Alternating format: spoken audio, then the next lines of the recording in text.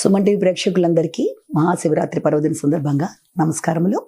ఈ రోజున మనం శివరాత్రి గురించి అసలు ఆ పదం, అసలు లింగోద్భవ కాలం మొదలైన విషయాలు తెలుసుకుంటున్నాం. ముందుగా శివరాత్రి అనే పదంలో మనకి అసలు అది ఎలాగ ఏర్పడింది అన్న విషయాన్ని ముందుగా మనం తెలుసుకోవాలి.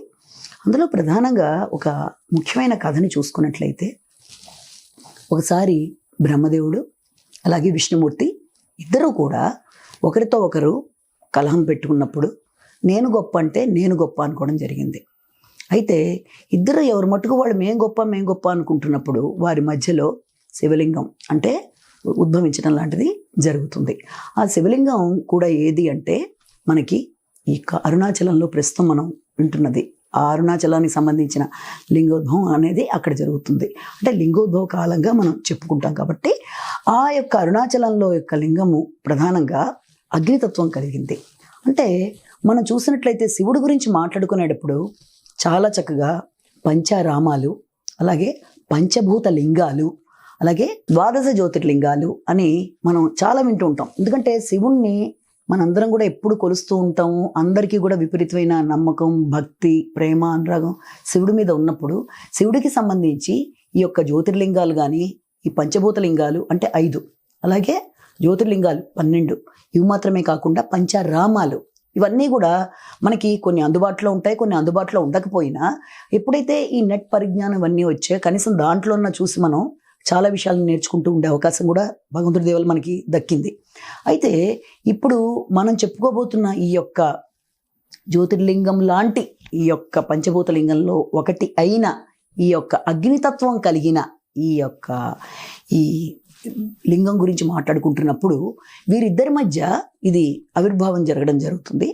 జరిగినప్పుడు ఏం జరుగుతుందంటే దాని యొక్క విశేషత ఏంటి అంటే, మనకి కృతయుగంలో అది అగ్ని రూపంలోనూ, అలాగే తర్వాత త్రేతాయుగం వచ్చేటప్పటికి స్వర్ణమయంగాను, ఆ తర్వాత మళ్ళీ ద్వాపరయుగం వచ్చేప్పటికి రజతమయంగాను, చివరికి కలియుగంలో వచ్చేప్పటికి వృత్తిగామయంగాను అది రూపాంతరం చెందుతూ వస్తుంది.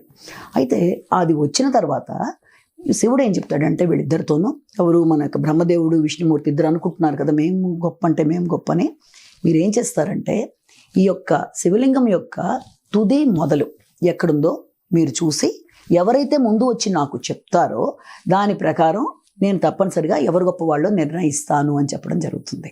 వెంటనే విష్ణుమూర్తి ఏం చేస్తాడంటే వరాహ రూపం దాల్చి ఆయన బయలుదేరతాడు కిందకి. అలాగే హంసవాహనాన్ని ఎక్కి ఈయన మన బ్రహ్మదేవుడు పైకి ఎగురుతాడు. అంటే తుది మొదలు చూసి చెప్పాలి కదా, ఎవరు ముందు వచ్చి చెప్తారో వాళ్ళకే కాబట్టి గొప్పతనం అన్నది వెళ్ళడం జరుగుతుంది. ఇలా వెళ్ళగా వాళ్ళిద్దరికి కనబడదు, తుది మొదలు అనేది కనబట్టాల వాళ్ళకి. అప్పుడు ఏం జరిగింది, వెంటనే కొంత దూరం వెళ్ళిన తర్వాత ఈ యొక్క బ్రహ్మదేవుడికి ఈ యొక్క మొగలి పువ్వు ఒకటి కింద పడిపోతూ వస్తూ ఉండడం కనబడుతుంది ఆయనకి. వెంటనే దాన్ని ఆపి నువ్వు ఎక్కడి నుంచి వస్తున్నావు అని అడిగితే, శివలింగం పైనుంచి నేను పడిపోయి వస్తున్నాను అని చెప్తే, ఎప్పటి నుంచి పడిపోతున్నావు అంటే కొన్ని యుగాలుగా పడిపోతున్నాను అని చెప్పింది. అంటే ఇప్పుడు కాదు, కొన్ని యుగాలుగా పడిపోవడం జరిగింది. అయితే ఇన్ని యుగాలుగా పడిపోతున్నావు కదా, ఎక్కడ అంటే ఆ శివలింగం పెరుగుతూ వస్తుంది, నేనైతే కిందకి పడిపోయాను, అందుకని ఇంకా వెళ్ళిపోతున్నాను నేను కిందకి అనగానే వెంటనే ఏం చేస్తాడంటే బ్రహ్మదేవుడు అయితే పనిచేస్తానని ఆ మొగలి పువ్వుకి ప్రాణప్రతిష్ఠ చేస్తాడు. చేసామంటాడంటే, ఓ పనిచేస్తావా నువ్వు, నేను శివుడి యొక్క పైభాగం, ఆ లింగం యొక్క పైభాగాన్ని చూసినట్లుగా నువ్వు నాకు కొంచెం సాక్ష్యం చెప్తావా అని అడుగుతాడు ఆయన. అడిగితే సరే అంటుంది మొగలి పువ్వు. అంటే ఒకరి సాక్ష్యం పనికిరాదు, 2 సాక్ష్యాలు ఉండాలి అంటే అక్కడ దూరంగా ఒక ఆవు ఉంటుంది. ఆవుని ఏమని అడుగుతాడంటే, ఆవు నువ్వు కూడా వచ్చి నా సాక్ష్యం చెప్తావా అంటే, బ్రహ్మదేవుడు అంతటి వాడు అడిగినప్పుడు చెప్పాలి కదా అని చెప్పి ఆవు సరే అంటుంది. సరే అని చెప్పి ఈ రెండింటిని తీసుకొని ఆయన ఏం చేస్తాడంటే శివుడు ఉన్న చోటికి ఆయన వెళ్తాడు. మొగలి పువ్వుని తీసుకొని ఆవుని తీసుకొని సాక్ష్యం చెప్పడానికి తీసుకెళ్తాడు ఆయన. వెళ్ళంగానే శివుడి దగ్గరికి వెళ్ళి నేను చూశాను, మొదటి భాగం అంటే పై భాగాన్ని నేను చూశాను అని చెప్తాడు ఆయన. చెప్పంగానే వెంటనే దానికి సాక్ష్యం వీళ్ళిద్దరిని తెచ్చానని ఒక మొగలి పువ్వుని ఆవుని చూపిస్తాడు. అయితే అక్కడే ఉన్న విష్ణుమూర్తి ఏం చేస్తాడంటే ఆవు వైపు చూస్తాడు, నిజమా అన్నట్టు. చూస్తే ఆవు తన తోకతో కాదు అన్నట్టు తోక ఊపుతుంది. వెంటనే ఆ విషయం అర్థమయ్యి శంకరుడు ఏం చేస్తాడంటే, అందుకే ఆవుకి మొహానికి పూజ ఉండదు, తోక భాగానికి పూజ ఉంటుంది. ఎందుకంటే అబద్ధం చెప్పింది కాబట్టి సాక్ష్యం. అలాగే విష్ణుమూర్తి యొక్క బ్రహ్మదేవుడికి కూడా పూజ అనేది లేకుండా అవుతుంది. మొగలి పువ్వు కూడా పూజకి దానికి అర్హత ఉండదు. ఎందుకు అంటే మూటికి శివుడిచ్చిన శాపం వల్ల ఈ మూడిటికి పూజకి అనర్హత అని అనుకోవచ్చు. అయితే విష్ణుమూర్తితో ఏమంటాడంటే, నాతో సమానంగా నువ్వు అన్ని పూజలు అందుకుంటావు అని చెప్పి ఆయనకైతే చెప్పడం జరుగుతుంది.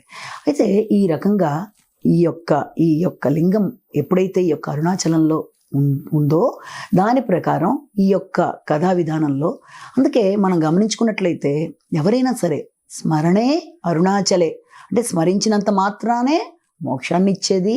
ఎవరికైనా సరే ఒక్కసారి మనం స్మరణ చేసినా కూడా అరుణాచల శివ అన్న ఒక్క మాట మనకి 5 కోట్ల సార్లు నమశివాయ మంత్రానికి సమానం అవుతుంది.